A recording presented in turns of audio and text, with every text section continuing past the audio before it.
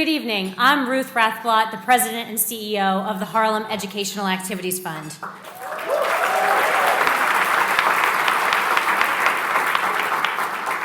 And just like the video, I want to say thank you to everyone for being here tonight. It's our 11th gala, and we're so proud to be back at the Mandarin Oriental. So thank you all for being here tonight.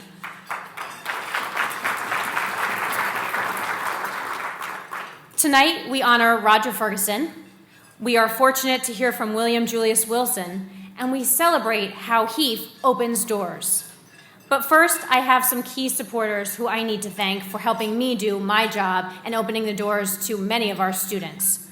First, I want to thank our entire board of directors, especially John Jacobson and Terrence Kyle, who have supported me and the organization immensely over the past year. Please give them a round of applause.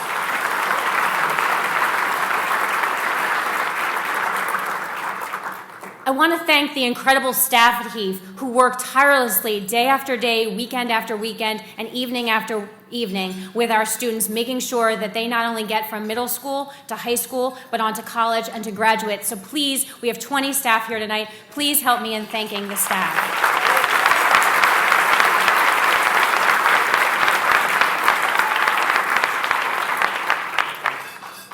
And I would like our alumni to stand. Alumni, it's hard to see you in here. All of our alumni.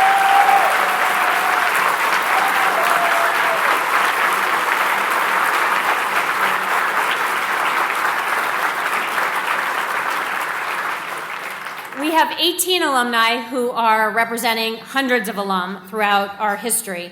And they're truly the tangible reason that we do what we do. They're the proof of our success. And to the alumni and to the alumni committee for getting involved in HEAF and making sure our students get what you were nurtured with, I want to say to you, you are our success. You are truly the return on our investment. So thank you for being here and representing HEAF tonight.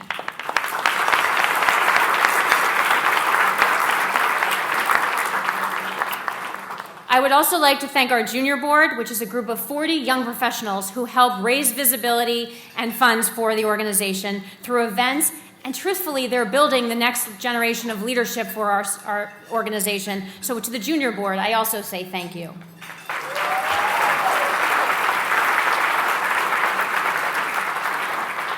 And finally, I would like to thank all of our corporate partners who are in the room tonight and our school partners who have worked closely with our students to help reach their goals. So thank you.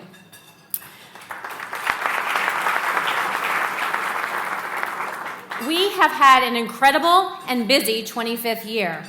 A few highlights from the past year include, and I'm going to go through them so you don't need to applaud everyone because it's a lot. Last December, our HEAF alumni and junior board held an amazing soiree with over 300 attendees at 7 World Trade Center. We were actually at the fire department code, even having a waiting list of people trying to get into that event.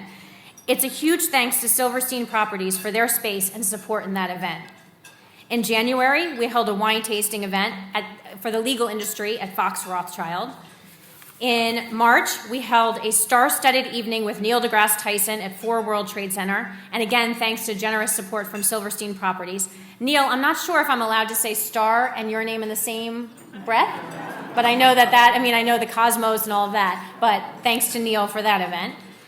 In May, thanks to City's sponsorship, we held our 3rd annual College Decision Day event, which celebrated 130 high school students from 13 different college access organizations across the city. Tiki Barber spoke at the event, and Ron Claiborne, an ABC newscaster, emceed that. That's our way of raising visibility and not doing this work alone.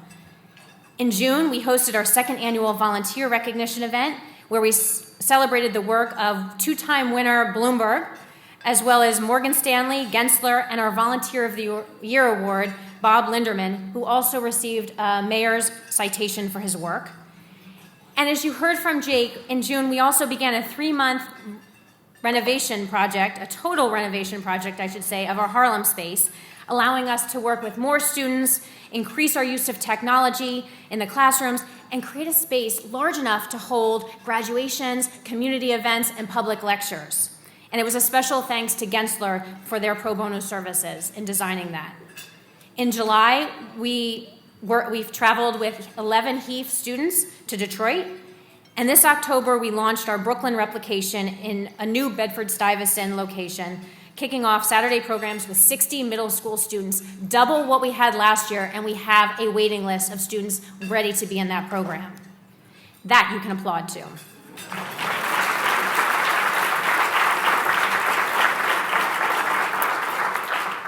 And while that sounds like a lot, we still have a lot to accomplish.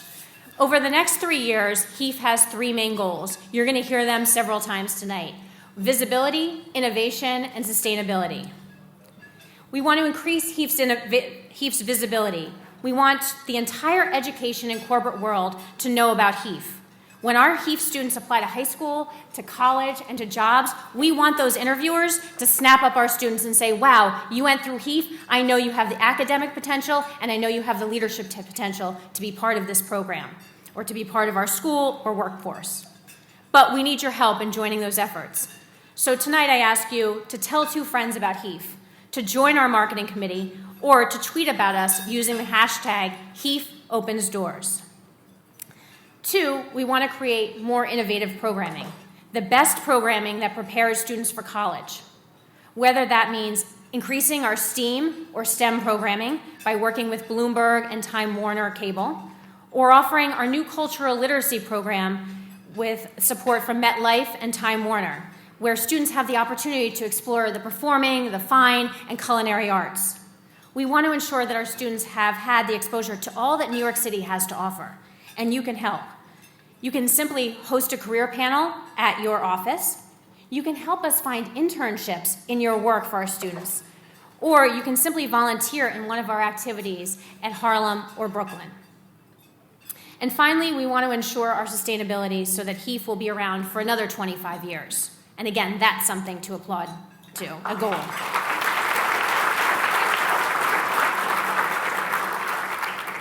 You all have the power to change lives for underserved students in New York City and open the doors to guarantee them that they graduate college. So I ask for your help tonight in any of those 3 areas. 3 weeks ago, that's where my speech would have ended. But I realized I wanted to share with this audience something really important and personal to me in terms of why this work is so personal and so passionate for me. 18 days ago, my mother passed away after a long battle with dementia. And that's important for you to know about me because my mother was my HEAF. She was my educational, my cultural, and my leadership guide in life. She is the reason I stand before you today.